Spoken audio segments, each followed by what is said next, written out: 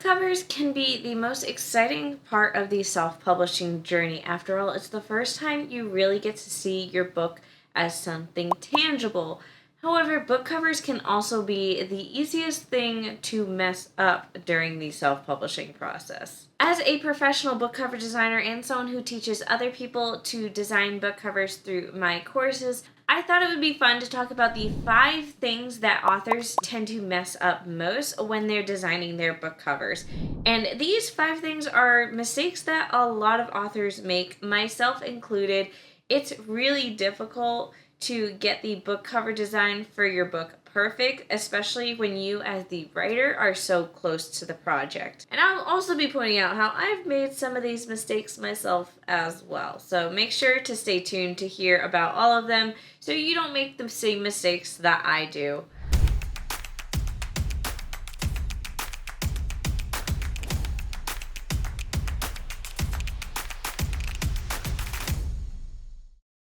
Hello everyone, my name is Mandy Lynn. I'm an author, book cover designer, and the creator of the Book Launch Planner series, and I make weekly videos on the business of being an author. So if that sounds good to you, make sure to subscribe and hit the bell notification icon so you never miss a new upload. So let me preface this by saying the 5 things that could go wrong and the 5 common mistakes that authors make during the book cover design process are very broad, overarching, mistakes that you can make. These are not the only mistakes that you can make. I just wanted to point out maybe the most common, the biggest things, the things that are also the easiest to maybe catch yourself on during the publishing process. I'm not going to go too much into design principles today because I feel like there's a lot that goes into design and what makes a book cover pretty and what makes a book cover bad. If you want to learn about design principles, make sure to take my book cover design courses. I go into the design principles when it comes to overall design and then also design principles when it comes to typography because yes,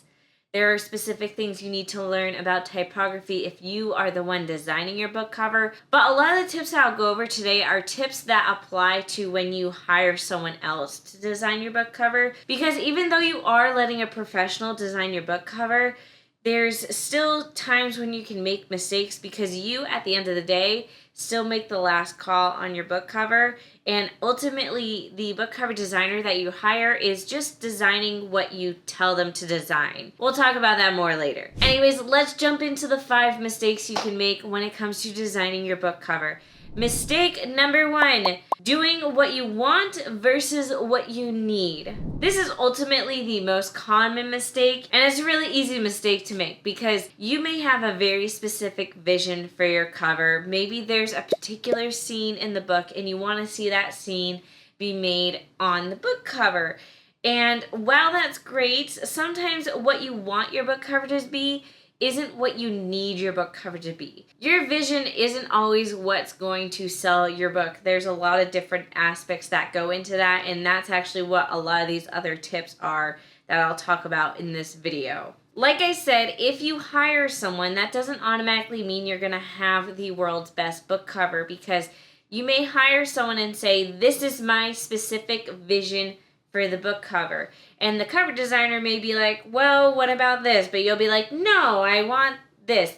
This is what I've always imagined my book cover to be. So then the cover designer designs that book cover.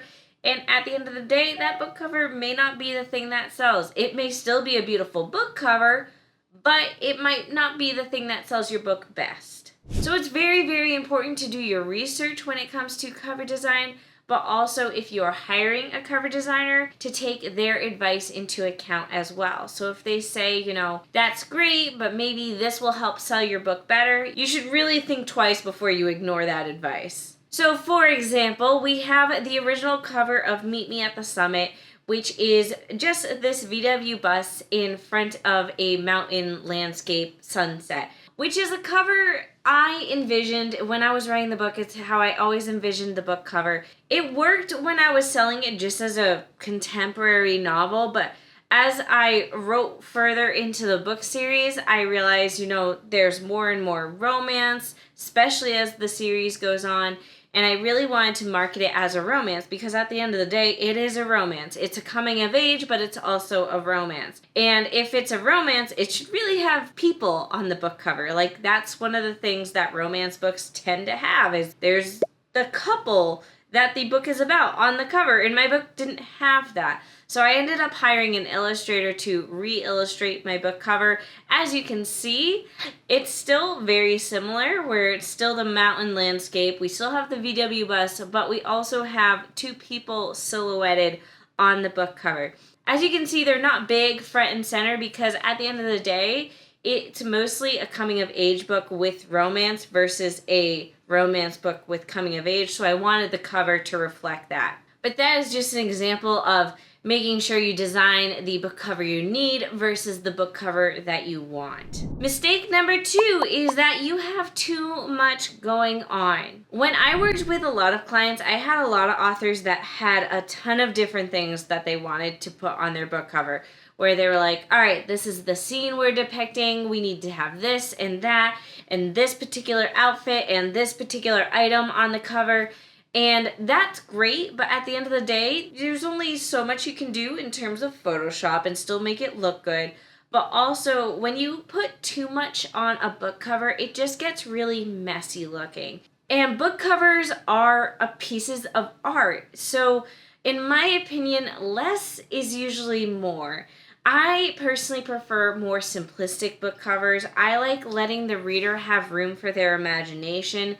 So even though I do really love designing book covers with characters on it, I tend to prefer doing characters that have like their back to the camera or the character's face is obscured in some way.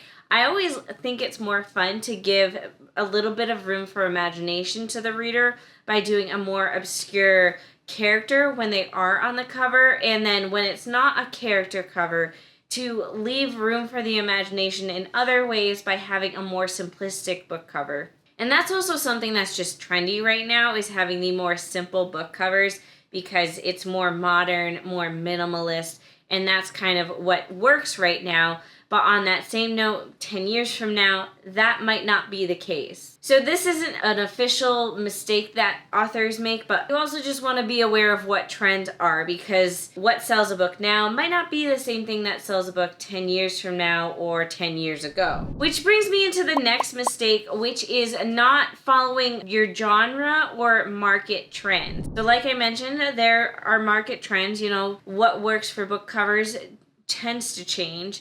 But also what works for particular genres tend to change as well. So if you have a romance book, you need your romance book to match other romance books in its genre. If you are selling it as a romance and it looks like a sci-fi, you're not going to reach the right set of readers. You might end up reaching sci-fi readers, and then they go to read the book and it's mostly a romance and they get upset and they write you a bad review. So whatever genre you're writing in, make sure to go to, say, Amazon's bestseller page and look at all the books in that genre and see what's going on there. What colors are they using? What type of artwork are they using? What type of fonts are they using? These are all different things we see when it comes to genre trends. And like I've mentioned, genre trends change. Not only do they change over time, but they also change from niche to niche, because we have the overarching genre like fantasy, but then within that genre there's subgenres, and sometimes those subgenres, their book covers look different. And sometimes you may find yourself needing to update your book covers as the years go on, because even though your book cover was beautiful and it worked at the time, 5 years may pass and what the cover trends used to be are no longer that. So a big example of this, I feel, is romance books. Romance books used to have more pictures on the book cover, and by that I mean like actual photos of people, whether or not they were photoshopped, but it was like people on the book covers or just photos on the book covers, and now they're more illustration style. So the biggest example of this would be if you take like a Nicholas Sparks book cover, which is usually like a photo of some sort, and then you compare that to basically any romance novel these days. They're all illustrated, whether it's illustrations with just like icons on it, or an illustration of a couple.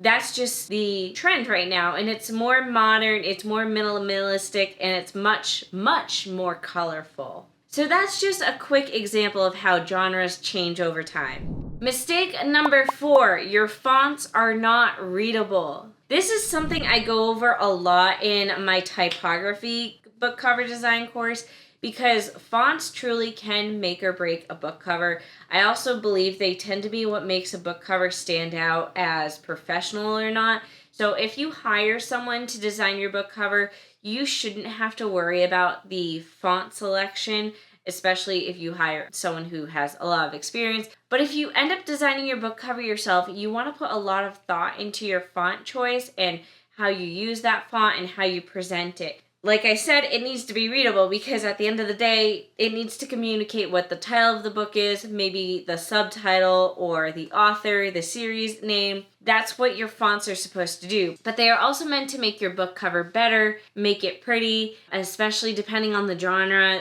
Fonts change a lot from genre to genre. So the font you see for thriller novels is way different from the fonts you see for fantasy novels or for romance novels. And especially when it comes to the cool fantasy fonts that have the different swirls, it's very easy to go overboard with those, but sometimes when you go overboard, it doesn't make it readable anymore because there's just too much going on. Or maybe the font isn't readable because it's just not contrasting against the background. So let's say the font is white, but the background, aka the rest of the art on the book cover, is also like very light colored. There's just not going to be enough contrast to be able to read the font, especially from far away, because your readers won't always have the book cover big and huge on the screen. In fact, quite the opposite. Most of the time, the book cover is going to be super small and probably far away. You need it to catch their eye, you need it to still be readable from far away, and you need to communicate really well with the font and the art choice of what the genre is. And last but not least, mistake number 5 is that you are not an exception to the rule. I know when it comes to book cover design, and really a lot of just writing in general, especially with newer authors, it's easy to get overly excited and just do whatever you want, and you believe in your project and your book so much that you're like, this is gonna work. I know it's not the normal path, but I know it's gonna work. And I just want to be, I guess, the bearer of bad news to let you know that you are not the exception to the rule. If you see other authors that are the exception to the rule, because let's face it, there are exceptions to the rule, those exceptions to the rule are New York Times bestselling authors, where their book cover doesn't always have to match the genre, or it doesn't always have to be the most trendy thing.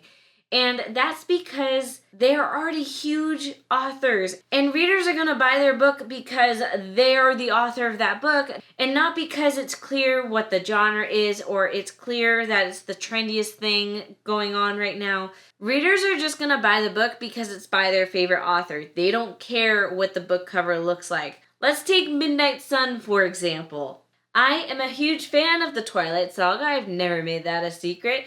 And I remember how exciting it was when Midnight Sun, years later, was being released, and we all got to see the book cover for the first time. And it looked like this.